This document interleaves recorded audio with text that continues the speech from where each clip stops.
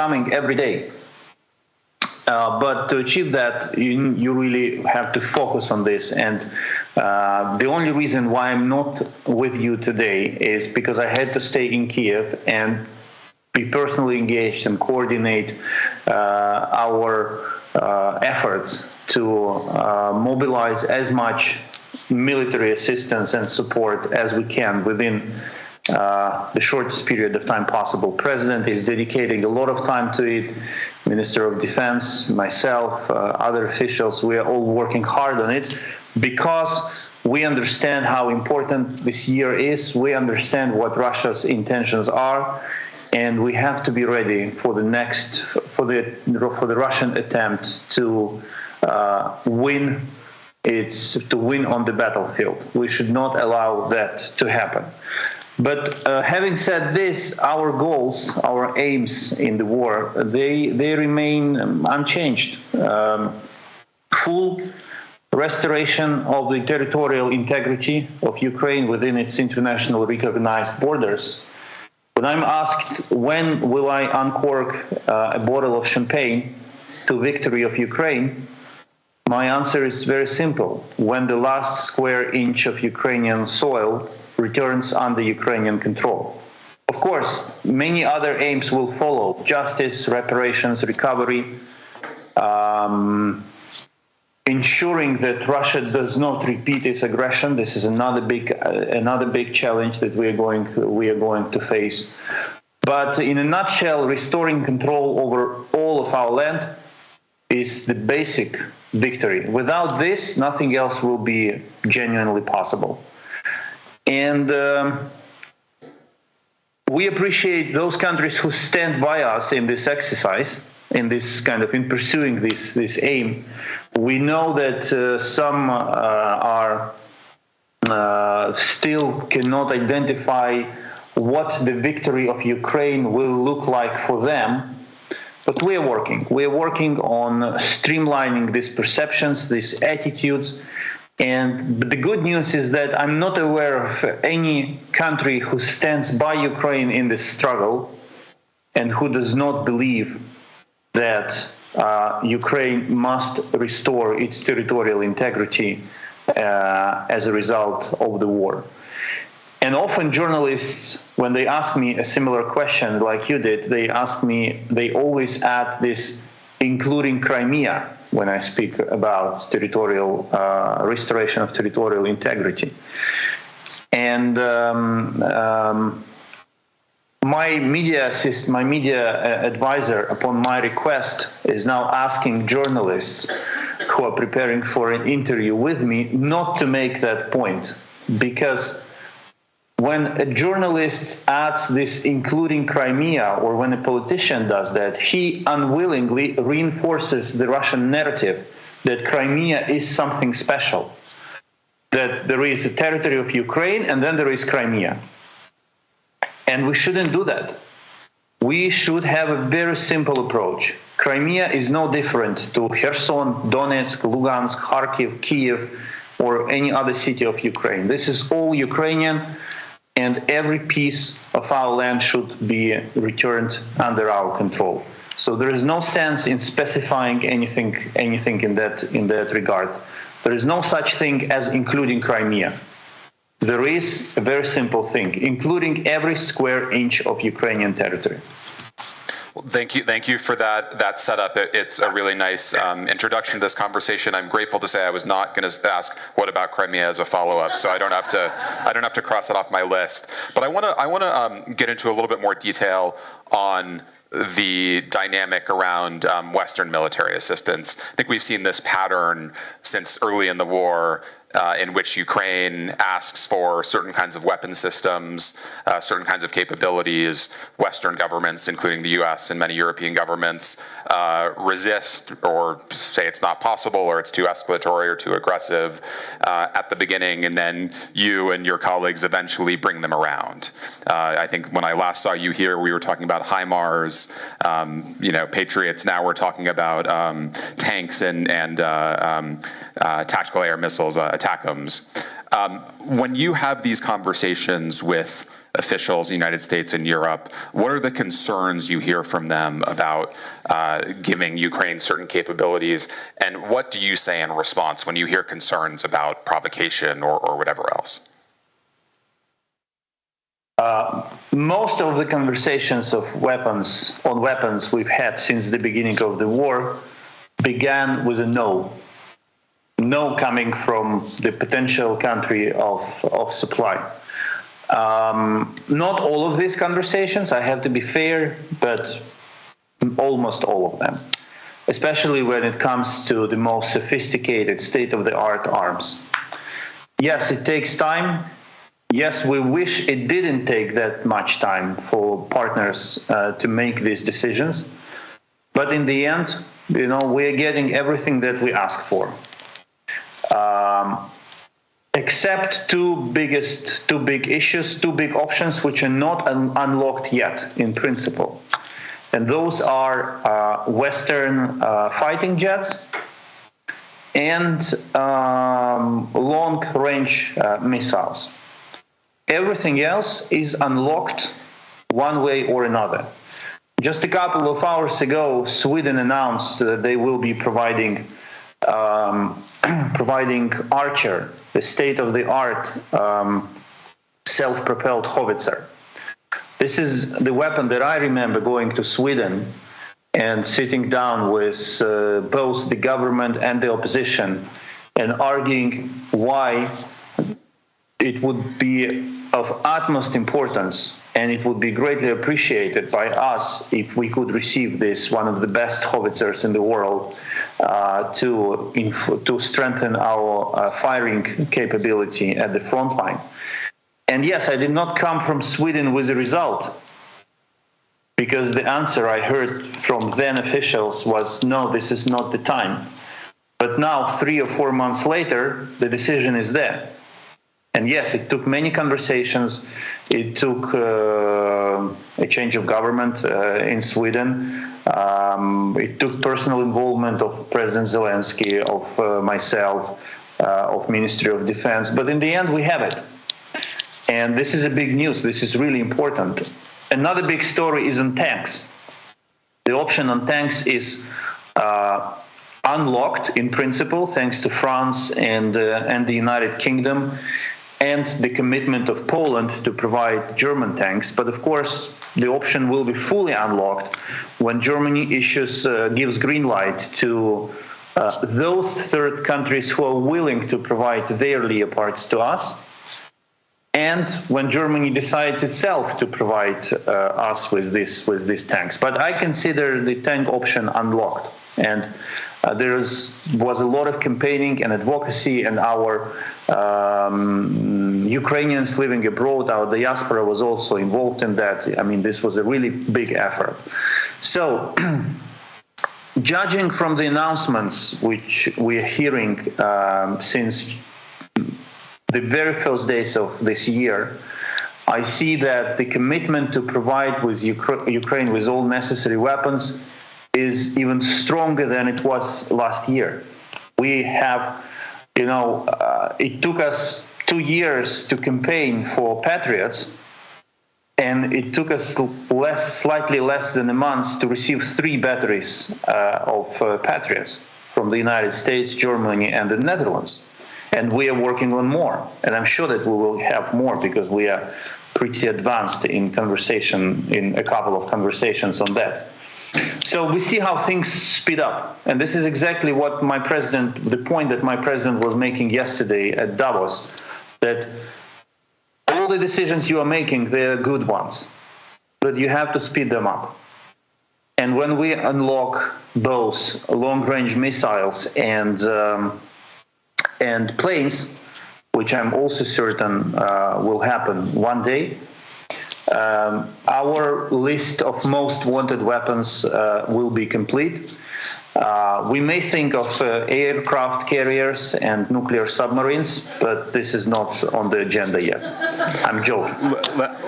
Let me ask two quick follow-up questions to that. Do you expect a decision on Leopards will come in the coming days, whether that's Friday in the defense meeting or subsequently? And then second, what do you think accounts for that delay? And when you have conversations with your counterparts, how do you try to speed them up? How do you try to move these decisions more quickly? I didn't capture the first part of your question. If you could repeat it. Do you think you'll get Leopards? Yeah, okay. Listen, it takes time, and you have to talk. And you have to talk at different levels with partners. And if there is one rule that you have to follow in these conversations throughout the whole timeline, it's that you have to be honest and frank. Because when they make decisions on providing you with certain types of weapons, in most of the cases they take it from their stock, and that takes a commitment and also responsibility to do that, because stocks are not being immediately refilled with the new stuff.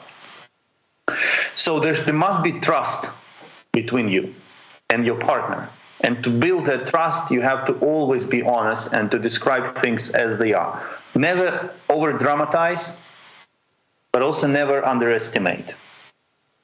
And I think what made all of these decisions that we've been hearing about since President Zelensky's visit to Washington are two things. First, it's a kind of a cumulative effect of all of the work that was previously done. And then one day, you hit the wall, one hit after another. You see how it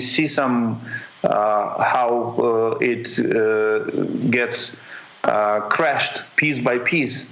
But the day comes when you make the final hit and the wall falls apart. And this is the result of this work.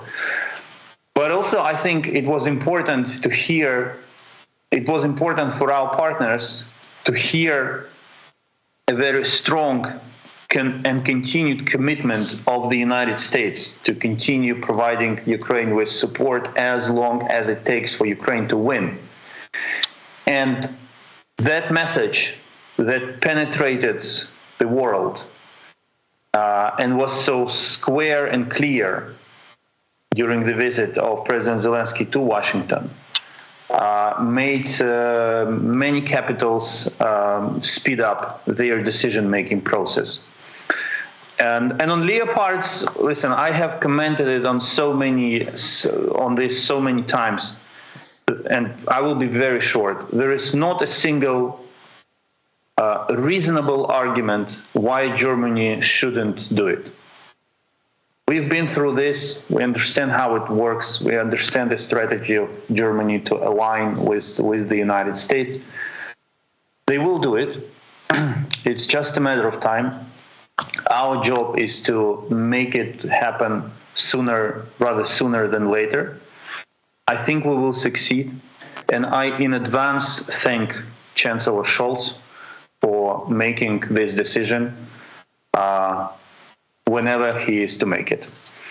But first step is to give green light to those already willing to provide Leopards which are in their possession. The list of these countries is, takes more than two hands to count. So there are plenty of them. Yes, we hear the argument that from the federal government that these countries have not approached the federal government with a permission. But come on, we are all real people and we live in the real world. They will approach Germany when they know that Germany will give green light and that they will not be rejected. So Germany has to signal to them that time has come. We need, but in short, we need tanks. We need tanks. Without tanks, it will be extremely difficult to move forward and to liberate our territories, because Russia's firing power is still strong, and some big battles are ahead of us. And to win in big battles, we need big weapons. I will not ask you to talk about frustration or anger you may feel. I will just say it is remarkable how much patience and grace and calmness and fortitude in the conversations about delays you have shown over the last year.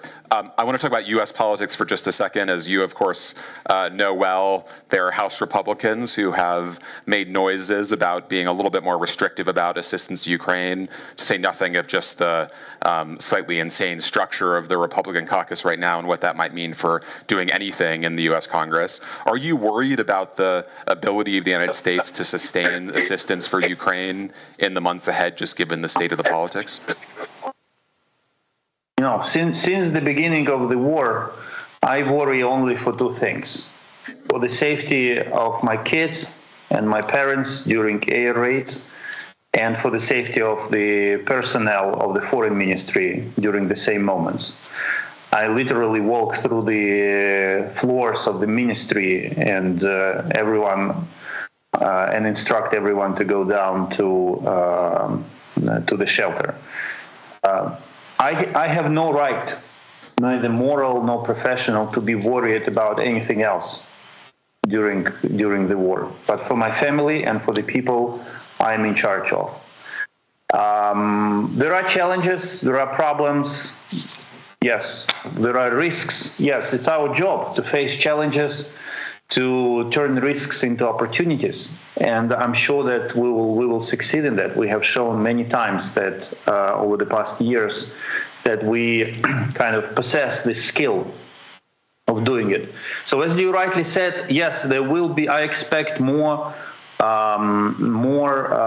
comments and statements coming from a part of a Republican Party. And these comments and statements and moves, and probably even political moves, will make noise and will ignite public opinion, probably. But I think that the overall bipartisan support that Ukraine enjoys in the United States, in both Democratic and Republican parties, is rock solid. And we will overcome these challenges. We will turn risks into opportunities together, because when we act jointly, we always succeed. So I want to talk about Crimea, though I promise this is not the "What about Crimea" section of my questions. But I do want to get your reaction to the views you hear from senior officials in U.S. and European governments. Their assessment is that if Ukrainian forces really were threatening to get the Russians out of Crimea, that there'd be a serious risk of escalation, including nuclear use. I know that the typical reaction from Ukrainian officials is, so what, that's not going to stop us or scare us. But there is a kind of legitimate argument that nuclear blackmail is something you should pay attention to. Do you find that the Americans and Europeans you talk to are too afraid of escalation? Well, not that much. I think what our colleagues have to accept is a very simple rule, that while considering any decision related to supporting Ukraine in this war launched by Russia, fear should not be a factor that impacts the decision-making process. And because if we follow the logic of fears, then of course we have to lay our hands down, sit and wait until Russia completes its job. And yes, there are some fears that I'm hearing, like, we shouldn't push Russia too far, or we shouldn't do this in order not to escalate, to make Russia escalate. But I've seen in this 11 months of the war how our partners are effectively learning how to work with their fears. They are improving. And we see how one fear falls apart after another. I mean, is put aside, is sidelined one after another. And yes, the thing about nuclear war is will always be an argument that makes everyone feel scared. But this was exactly the same discussion during the existence of the Soviet Union. And the same arguments were being made. And the famous Chicken Kiev speech in Kiev, delivered in Kiev by U.S. President, urging Ukrainians not to embrace nationalism and to support Gorby in his attempts to keep the Soviet Union alive, is just an example of how big mistakes can be if you allow your strategic thinking to be based on fears. In the end, Ukraine became independent, Soviet Union fell apart. The US, United States with Russia effectively deprived us of nuclear weapons as a result of their joint operation. No nuclear weapon was used. So none of these fears came to be true. And there are some other examples which can be quoted on this on the issue of nuclear deterrent strategy. So my point is simple: if you succeeded in deterring Soviet nuclear threat, then probably there are good reasons to believe that the same countries will succeed in deterring Russian nuclear threat. And if you remove this element from the conversation, then this is the really kind of last big argument in favor of considering Crimea as a special case, which is not. I want to talk about your diplomatic efforts on two other important fronts. First, China. What have your conversations with your Chinese counterparts been like? Have you seen any movement in their position, whether on restraining Russia or on supporting Ukraine? And what would you like to see from China as you have those conversations? Yes, 2022 was the year of renaissance in the Ukraine-Africa relations. We also made good progress on Asian track, but if you ask me to compare, I think we made more progress in Africa than in Asia. That's to be fair in the assessment. And I think this will be the overall trend. The more we will be investing in our relations, the more progress we will be making. But in terms of progress being made, I think Africa will be, ahead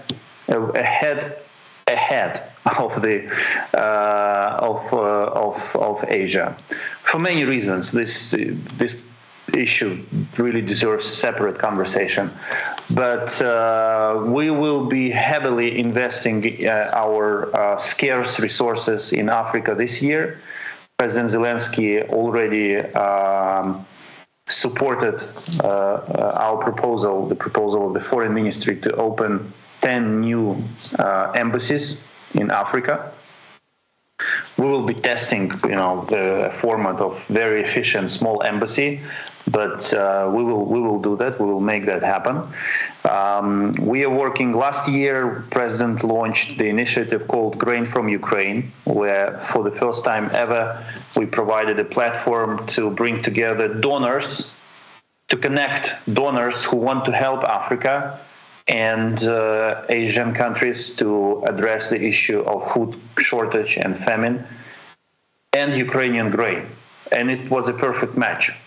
So despite all the difficulties in the Russian blockade, we are shipping grain to Africa and to Asia to help countries who need it the most. So yes, you will hear more news about Ukraine's engagement with Global South this year. Though I must tell you, I think that in the broadest terms, coalitions have been formed. So I don't expect any big dramatic changes in the current balance until the end of the war. Of course, the more successful Ukraine will be, the more outspoken and eloquent those countries who remain silent or who speak with us, who whisper something into our ear, but do not dare to speak out loudly. But in principle, things. This is the balance that we are seeing. It will stay until the end of the war. So in the end, of course, after we win the war, almost everyone will be telling us that they were with us since day one. And does that mean that you see little hope of bringing China around to your position, or at least to get them to do more to restrain Putin? Is there anything you would like them to do that you think they might do? Yeah, China is a special case, and we have to be careful in the assessment of a Chinese position, not because we are afraid of saying something, but because it is so nuanced that it's important not to send a wrong signal about where China stands. So when we see that China is not helping Russia to circumvent sanctions, and we know that the Russians asked the Chinese to help them, that's a good thing. When China does not help Russia on the military front, I mean, by providing the military equipment, that's good. That's good thing. When we hear assessment delivered by some Chinese officials of the origins and the reasons why this Russian aggression is taking place, we don't feel happy. But all in all, we have to continue to engage with China, which I think will be very careful in amending or fine-tuning its position. But I think that under current circumstances, the most important thing is that Russia does not benefit from the Chinese position. This is a good kind of starter for the conversation, which we are keen to pursue with Beijing. That was a very nuanced answer, so you delivered on that objective. I want to talk a bit about where this ends. And the one thing you do often hear from U.S. officials, they say, we want to support Ukraine into the end, but we expect this war to end with negotiations. Do you disagree with that assessment? Do you have conversations with your American and European counterparts about negotiations? And then, you have talked about an international peace conference as one potential formula. How do you see that fitting into this dynamic? Well, I believe that in terms of foreign policy decision-making process, two important principles have to be put in the kind of foundation of everything that is happening. When the war began, the first messages foreign leaders were sending out was that Ukraine must not lose, or Russia must not win. But these negative goals or negative frameworks, they never deliver results. So we started saying, guys, change the narrative, change the goal. The goal must be as simple as Ukraine must win. If you accept this as a starting point, then that will have a direct impact on your foreign policy, on the decisions that you will be making. And I'm happy to kind of establish the fact that all our key partners, they accepted it. They accepted this approach. They modified their narrative. They want Ukraine to win, which brings us to the next conversation, how victory should look like, and so on and so on. But the starting point gives you the right direction in the decision-making process, and that's really important. This is really an achievement. The second is, of course, the second principle is when should peace talks begin, and what should they look like? And we have answers we heard very clear answers from all of our key allies, which was it's up for Ukraine to decide when negotiations should begin. It's also a very important starting point, and we appreciate partners saying it and making it kind of a cornerstone of their position. And the answer to the second question, how it should look like, can be found in the peace formula proposed by President Zelensky.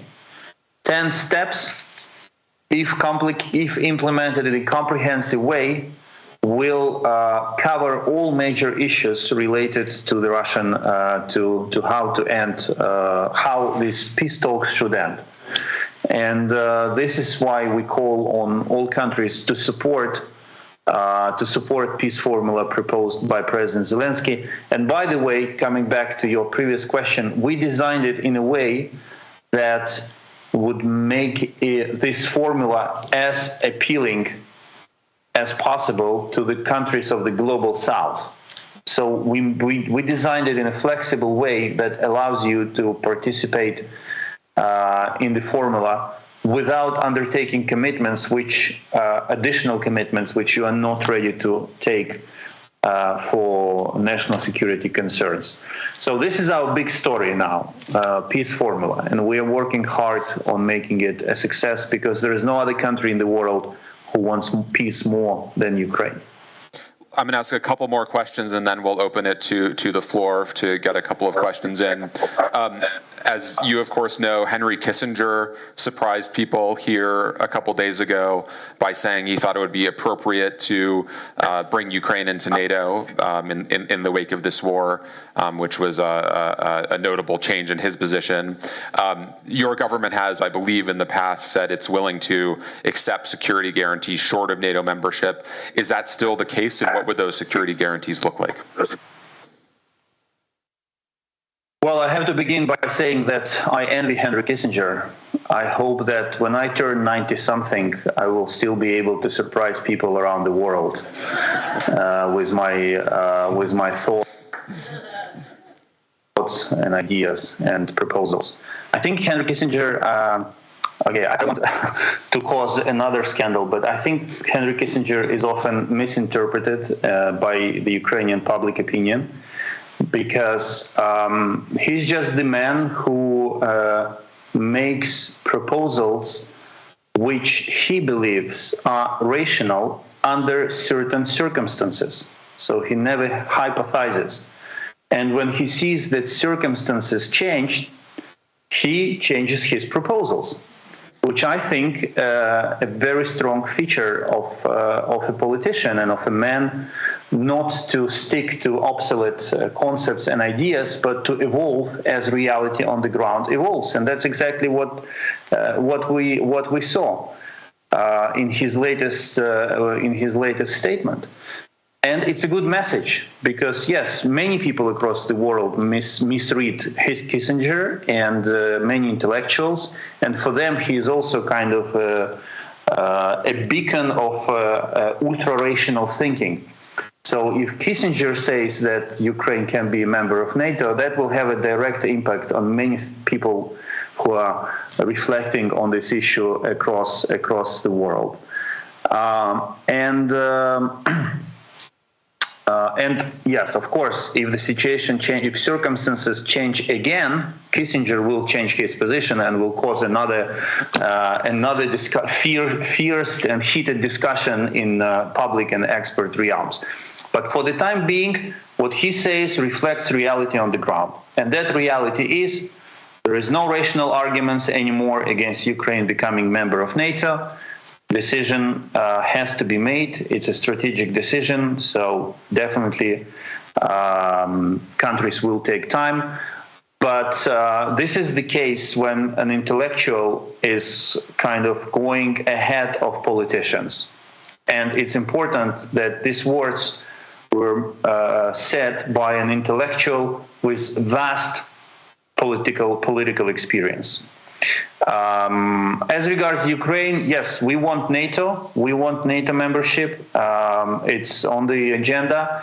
And the idea of security guarantees does not contradict that, because the question that security guarantees are supposed to cover is what are the security guarantees for Ukraine between now and the moment it becomes a member of NATO. But that does not cancel the idea that we are pursuing NATO membership and we are moving in that direction. One more question from me, and then I'll go to everyone else in the room. You talked about the U.S. and European governments learning lessons. You've apparently been a very effective teacher in conveying those lessons to them.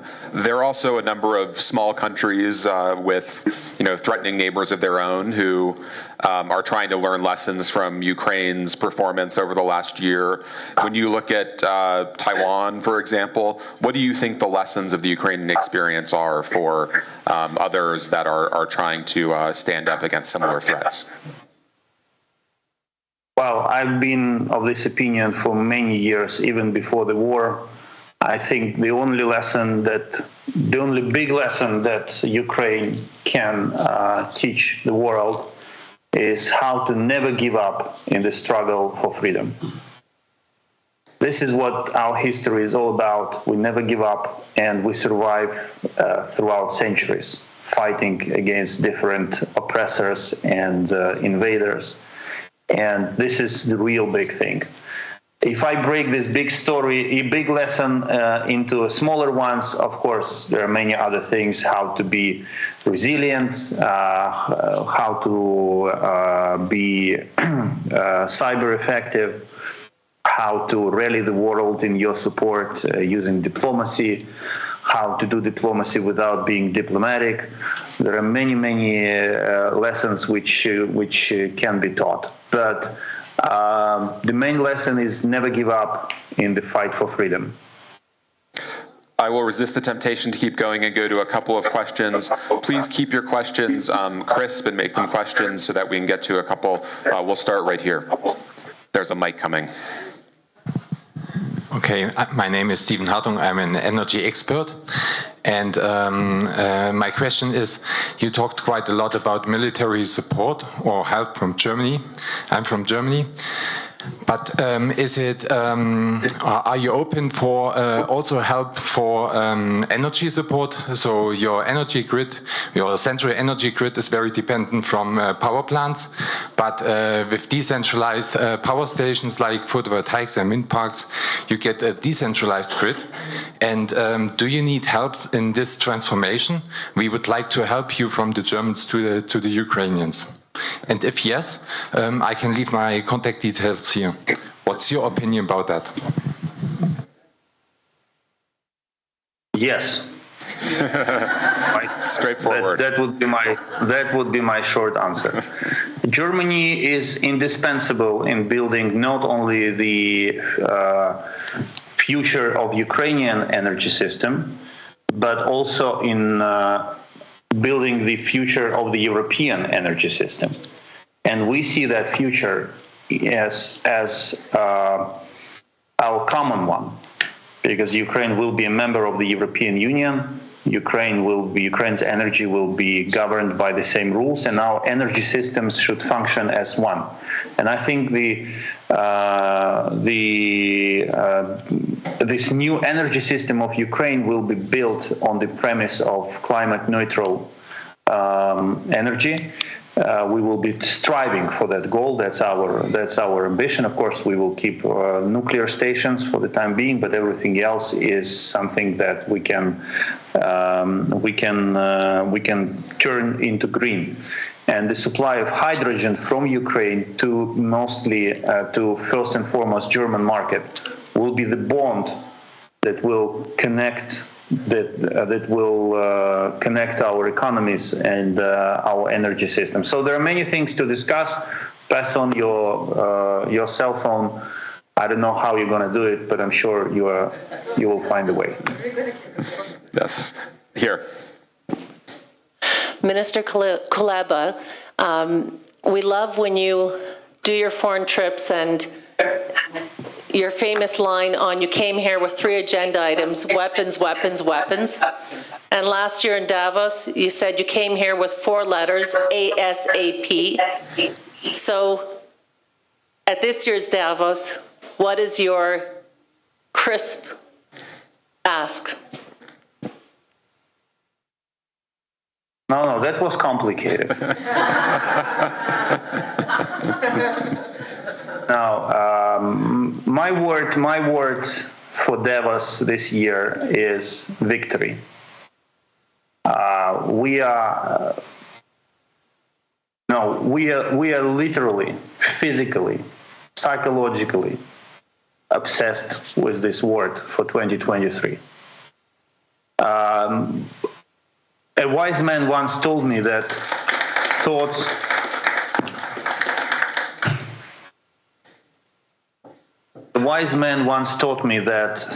materialize. And it's hard to imagine how much we want this thought of victory to materialize. And the reason, as I said in the beginning, the reason I couldn't come to Davos this year is because I personally, as part of a broader team, work day and night on one thing, on victory. And to win, we need weapons, we need political cohesion and political kind of synchronization of all parties involved in this, in pursuing the same goal. And we have to sort many other issues, including the energy one, to keep the country running while we are fighting for the victory. So I'm sorry for not being with you in person, but this is the result of my obsession with the idea of victory.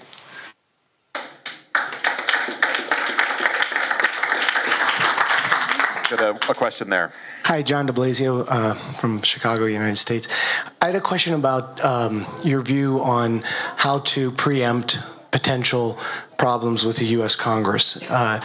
Given the change in the U.S. Congress, do you not think that getting ahead of some of the potential problems that they may cause, looking into corruption, governance issues in Ukraine, may be wise? In other words, look at a war on change of corruption and reform in the judicial, reform in Ukraine at the same time to address those concerns?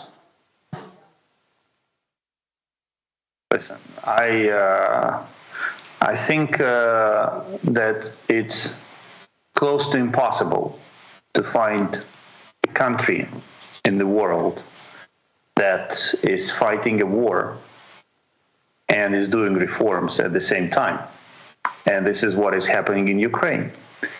And most recently, we passed legislation which is directly linked to our effort to integrate into the European Union, but which makes our system of governance more transparent, more efficient, and also addresses the issues of the inherited issues of corruption.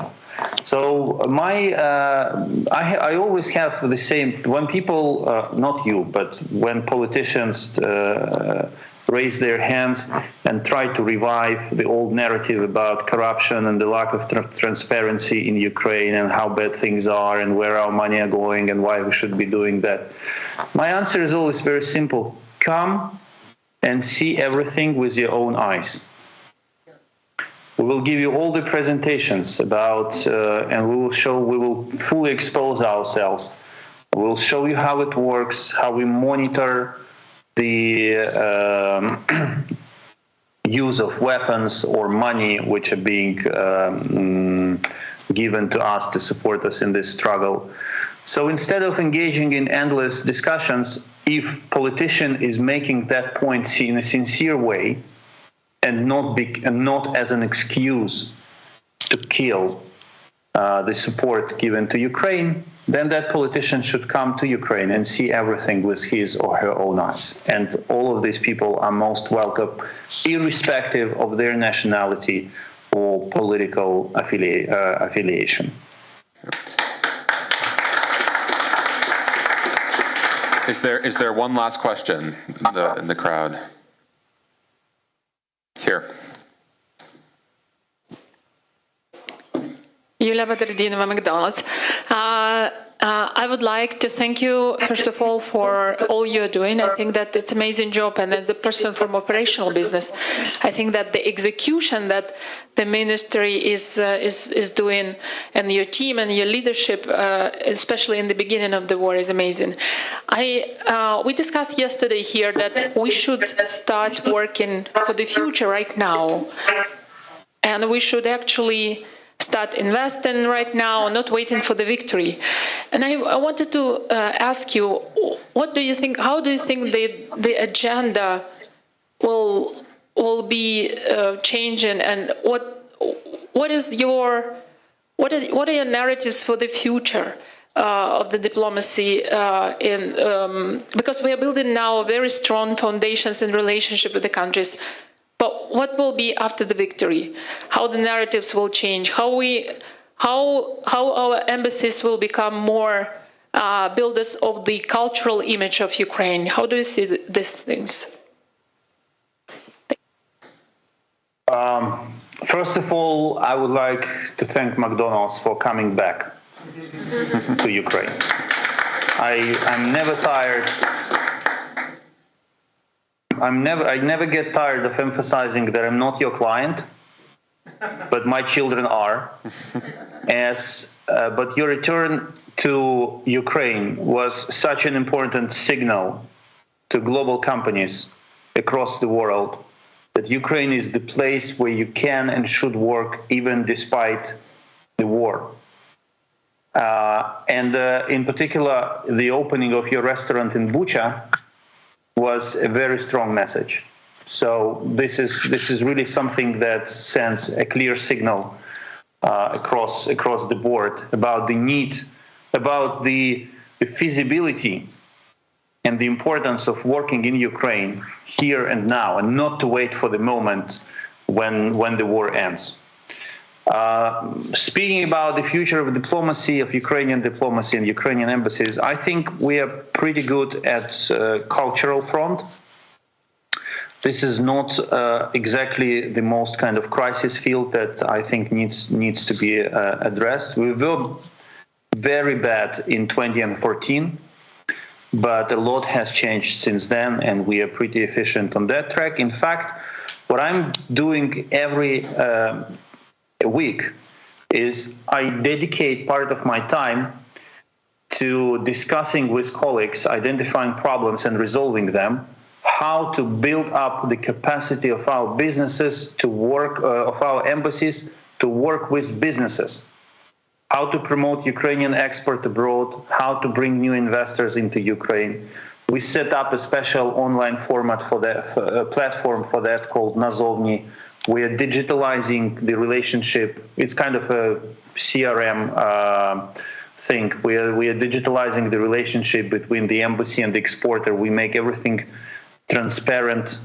So this is one of the fields that despite the war, always find time to work on, because I understand the importance of this for the future of Ukraine. And to build a building tomorrow, we have to lay the foundation of that today. And in a broader sense, yes, we are running out of time, but already now, but especially after the victory, Ukraine will have to learn by doing how to use some of the new features which were unlocked for it in the world, in the global affairs. The perception of Ukraine is completely different, and finally we took the right place on the world map on the perception, the world map of perceptions. Economic opportunities will be absolutely sensational. We will have to learn how to project our defense capabilities to the world, because weapons of victory are always enjoy high demand on the market. Ukrainian weapons of victory, of course. There are many issues, political, economic, cultural, that will have to be addressed in a way that we never dealt with before, because we never had these opportunities in global affairs. So there is a lot to learn, and we have to learn now in order to be ready for the moment when victory comes. Foreign Minister Kuleba, you've already established yourself as one of the great diplomats of our time. As a former diplomat, I'm very gratified to see diplomacy used to such great effect. Thank you for joining us amid everything, and I will look forward to seeing you in person, and I hope happier times. Thank you. Thank you, Daniel, and thank you, everyone. Thank you for questions, but first of all, thank you for being with Ukraine. You are not making a mistake. This is one of the best things you ever did in your life. Stay safe. Thank you.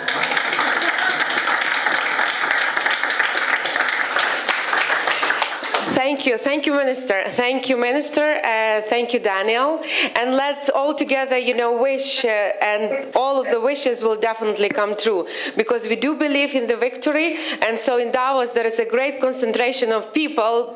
So we are joining you, the Minister, and definitely the victory will come. We have no doubt. Thank you for being with us. Thank you, Daniel. So the next panel will start in 30 minutes. It will be on the rebuilding of the city. So please warm up with a great coffee downstairs, and we are waiting for you at 1:30 here. Thank you.